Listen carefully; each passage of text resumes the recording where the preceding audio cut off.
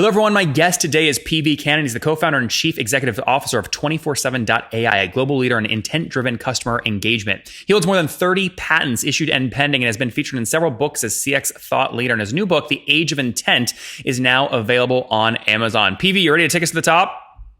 Yes. What the hell is a guy like you doing, wasting his time writing a book? They make no money. They're a lot of work and they just take time.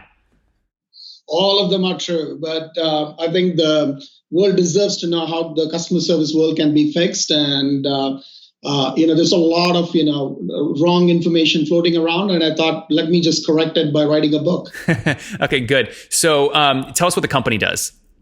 What we do is essentially use artificial intelligence to automate customer service interactions, right? So, the conversations you have with brands, today's on-demand customer wants resolution right away. They don't want to wait. They don't have patience. And artificial intelligence helps in kind of doing the heavy lifting. Yep. Okay, good. And is it pure play SaaS? Yes, it is. Pure SaaS. Okay. Give me a general sense here of sweet spot. Describe like a sweet spot customer for you.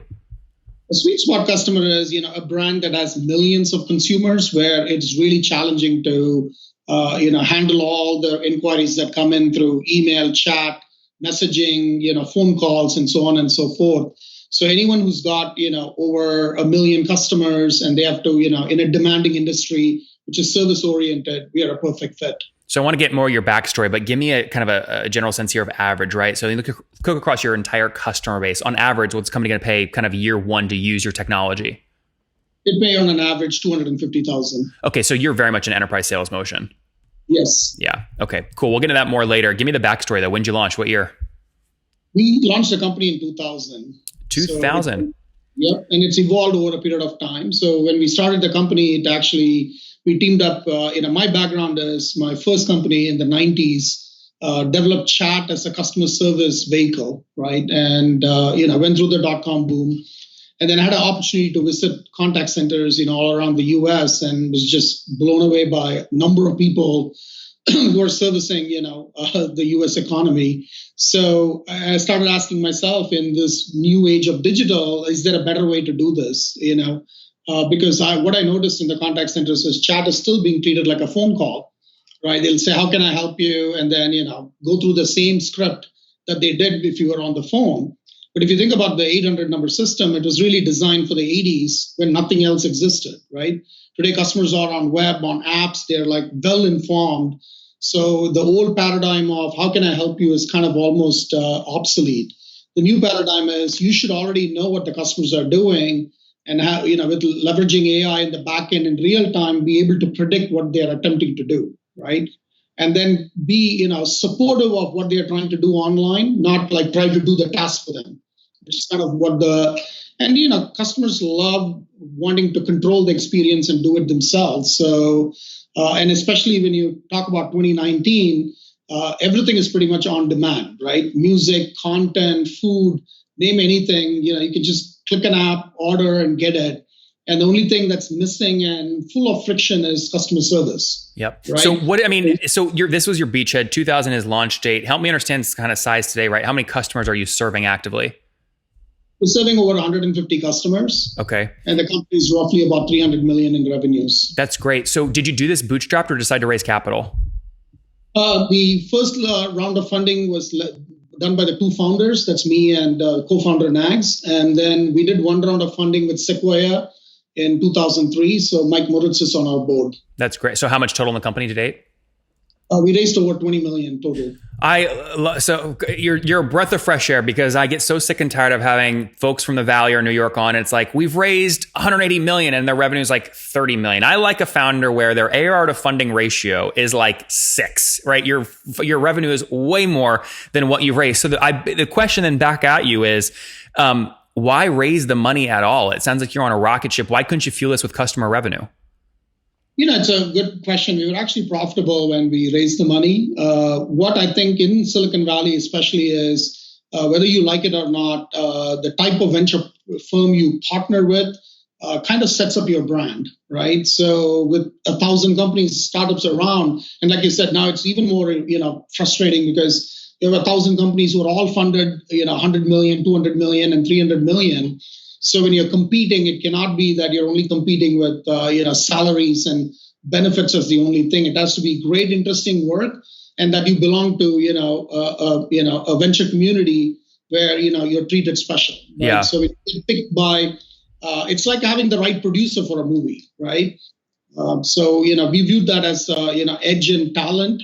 And that's why we we have this partnership with Sequoia, and it's been a great partnership, by the way.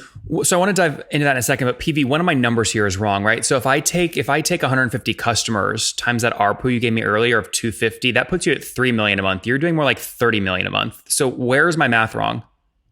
You asked for a typical customer, so we do have customers who spend 30,000 a month or 30,000 a year, right? And the 250,000 we're talking about is per year, right? Yeah, so same question though. Not everyone spends 250, right? So our average is, if you do that, it's about 2 million a year, right? That's about 200,000 a month. Yeah. I was going to say that's exactly what I was building to, right? So that's how you get to where you're at. Now, back in 2017, you put out a piece on Reuters, right? Rashika published it, Saddam, that basically said you guys saw revenue crossing 400 million in fiscal year 2018. Why'd you miss that? We missed it because we had a security breach. So we had to like pause, and our sales pipeline essentially vanished. So it took about a year to recover. Now we are last quarter was our best quarter in the company's history in terms of new revenue bookings. So what was that? What was new revenue bookings growth? Like 10, 20, 30% in the quarter? It's about 20% growth. Yeah. Well, I mean, at your scale, that's pretty impressive, right? Who are you? I mean, I can only think of a couple other private B2B SaaS CEOs with your scale of revenues, right? So Reggie at Cvent comes to mind, and there's maybe only 2 or 3 others. Who do you talk to brainstorm with? The Sequoia portfolio is a very good portfolio. So we have events and other structured, time. And I also spend time with other Sequoia partners, not just Mike Moritz. Because they're all helping enterprise companies. So you kind of lean on them to get advice and inputs as to, what goes on. And I have my own network of CEOs here that I spend time with. So, like you said, you pick the right person for the right type of problem, because some folks that I talk to are very good with people issues. Some are good with customer issues. Some are good with talent issues, like what kind of talent do you hire? Because, as you grow the company, for every stage, you need the right management team and the right people underneath to help scale the company. And we've seen it with whether it's Facebook or Uber. You see that, as it matures, different types of leaders, different types of leadership styles start coming into effect. Mm-hmm. Right? What is your team size today? How many folks? The technology side of the company is about 800 people. Okay. Why do you say it like that? Is there another side of the company? We also have a services business. So, one of the secret sauce of what we do is we also employ human agents to teach AI. So, we have a few thousand agents in that, category as well. Contractors or FTEs? Both, the combination. Interesting. Okay. When you look at the kind of the revenue over the past 12 months, what percent was pure SaaS versus some kind of other consultative professional service revenue? It's over 2/3. 2/3 SaaS. When you do an analysis on your customer base, where you have put professional services touch on them, do you see significant lift in terms of net revenue retention on those customers you've put that extra touch on? Yeah, I mean, what happens is in that model, you're delivering an actual outcome, right? It's not just you gave some software and walked away. So without a doubt, like what you said is, if that service goes to solve real problems and then achieve real project goals, then without a doubt, the retention, is very high. Have you broken 140% net revenue retention across the base? Not 140, no. What can you share where you're at right now? We're about 100%. About 100%. Okay, so peel that onion back for me. What's gross revenue churn? The churn is about 8 to 10%. Okay, and then expansion is the same to get 100. So that's a bit of a surprise to me, actually, that these ACVs, you typically see expansion revenue being significant to the point where net revenue retention is like 120, 130. Why don't you have that pattern in your business? Very good question.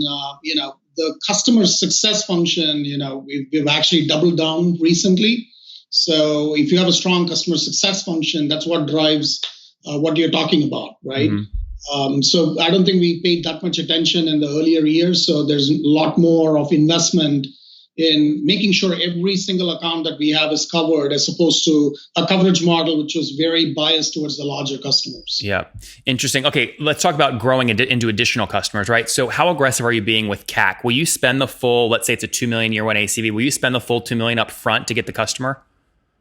We categorize our customers into, those who can spend over 10 million a year with us. And then, where, the potential is probably $1 million or less, and maybe less than $500,000, right? So we are much more aggressive in spending a lot more in the greater than 10 million, right? And a lot more conservative if it's less than $500,000. Well, PV, that's like a no shit kind of answer, right? So if I ask on a relative basis, no matter the cohort, are you optimizing for a 12-month payback or an 18-month payback or more aggressive? We are optimizing for a 12-month payback. Okay, and you're at that right now, or you're still above that? We are at that. Oh, that's great. Okay, good. And no plans to change that. That's a sweet spot for you. You can scale there. I mean, right now we are at that, and we hired a new chief revenue officer last year. So his first thing is, let me go get the things stabilized. We will relook these metrics as we want to pump up the growth level. Then we need to get more aggressive, right? Yeah. What was growth? So 30 million ARR today. Where were you a year, or 300? Sorry, where were you a year ago? We were about the same. Oh, because of the security breach. Yep. Yeah. So let me ask you a question. I mean, a company like Vista just raises $14 billion. They have to figure out how to deploy that money. There's not a lot of companies they can buy, right? Or that's not like a small rounding error to them. You're potentially one of them. I mean, why have you not sold to them for $5-6 billion? It's a good question. I think, it's about what the aspirations of the founders and the management team is. I think, an IPO is more kind of like what the team wants to do and what I would like to do. And we've built the company for the long run, so it's not about get it to some stage and get out. Right? Yeah. Okay. I mean, obviously, when you talk to Brian or Robert and they hear you say, I want an IPO, I don't want to do it, they're obviously going to try and convince you of the other direction, right? What are some arguments that they would use to try and convince you to, join their team? Because by the way, they love companies like yours because of their ability to cross-sell your tool into other portfolio companies. It's like natural built-in economics. So how do they try and convince you to, work with them? I mean, as a profitable company, when I meet any private equity investor, they're very interested, like you said, right? Because it's kind of a sweet spot, size, scale, profitability. So, a lot of the problem solving has already been done, right? The question is, how much value can you extract all on your own versus teaming up with private equity, right? So we believe, we can extract a lot of value and then continue to serve our customers better by just being standalone. Yeah. Would you ever do, kind of the same reason you bought in Mike and Sequoia, would you ever do a call it a $1 billion secondary just to get Vista a little piece of the thing, sweeten it up, or no, you don't see them as strategic? I mean, we'll do it if there is a good reason, right? A good reason could be, let's say we want to acquire someone in the space that's interesting and it's going to cost a lot of money, let's say it's going to cost 300-400 million, right? So then it's a great thing to partner up with someone like Vista or, the other private equity players, allow them to be part of the, investment family and then, grow the company together. If you were a betting man, not that you have any insider information or anything, will we see a $300 or $400 million acquisition from 24/7 AI in the next 12 months? You never know. All right, very good. Last question on profitability. You mentioned you're kind of in the sweet spot. Problems are already solved. Are you talking like 20% bottom line or more? Bottom line, steady state will get to 20%. We are not there yet. What are you at now? And then we are at about 10%. Okay, and what will get you to 20? Obviously, you're not going to cut costs or cut in the bone. What will get you to 20? Growth? I mean, we're looking for a great year of growth this year. When we talk, sometime this month, next year, you'll know the full story. Oh, good. So you don't hate me. You're going to come back on in a year. We'll have a lot of fun. Exactly. Yeah, let's do that. That means I did my job. All right, PV, let's wrap up with the famous five. Number one, what's your favorite business book? My favorite business book is actually, what's the Tom Peters book that came out in the 90s? Crossing the Chasm, Jeffrey Moore? I like that book. I really like that book. I also like the Innovator's Dilemma, right? So it's a very interesting book. Yeah, those are all good classics. Number two, is there a CEO you're following or studying? I admire both Jeff Bezos and Mark Benioff. Yep. Number three, what's your favorite online tool for building your company? Sorry, favorite online tool for building your company. Favorite online tool for building the company. We use messaging a lot internally, right? So currently we use Slack to collaborate globally. So it's a good tool. PV number 4, how many hours of sleep do you get every night? I get about 7.5 hours. And situation, married, single, kids? I'm married and I have 3 kids. 3 kiddos. And how old are you? I'm 52. 50. And what's your social security number? No, I'm just kidding. Last question. What do you wish your 20-year-old self knew?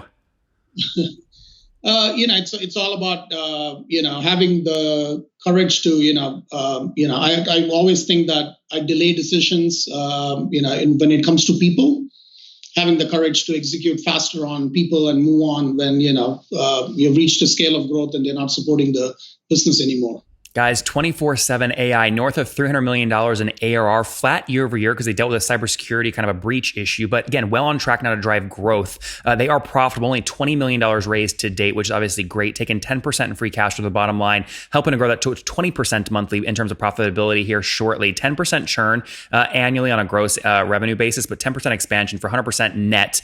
Spending up to call it 12 months of first year contract value to get the customer in the first place as they look to scale with our team of 800, again, in the chat and customer experience space. PV, thanks for taking us to the top. Thanks, Nathan.